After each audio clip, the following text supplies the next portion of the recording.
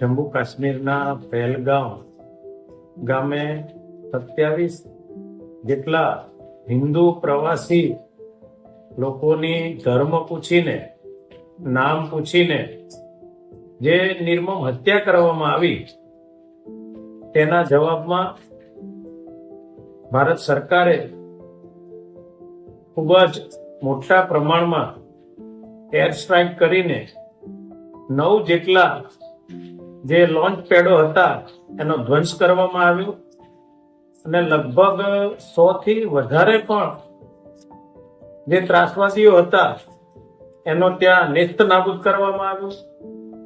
વિશેષમાં અત્યારે જે સમય ચાલી રહ્યો છે એની અંદર ભારતની જે આર્મી છે એ ખૂબ જ જડબાતોડ જવાબ આપી રહી છે. ઈંટનો જવાબ પથ્થરથી અત્યારે આપણી સેના આપી રહી છે.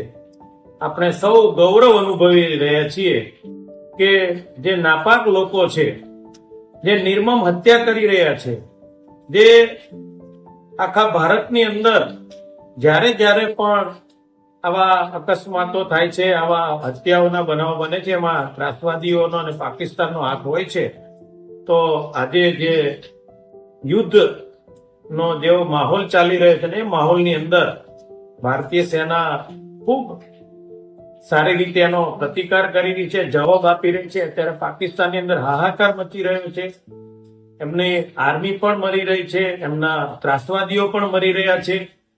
તો આ સમયે હું દેશના તમામ નાગરિકોને નમ્ર અપીલ કરું છું, આપણે બધાએ ધીરજ જાળવીશું, આર્મીને સપોર્ટ કરીશું અને સરકાર જ્યારે જ્યારે જે સૂચના આપે એ સૂચનાનું આપણે પાલન કરીશું, જેથી આપણી જે સેના લડી રહી છે, જે મજબૂતાઈથી આપણા દેશની રક્ષા કરી રહી છે, તે રક્ષા કરનારા સૌ આર્મીઓ આપણી જે શુભેચ્છાઓ છે, આપણે એમને બળ પૂરું પાડવાનું છે.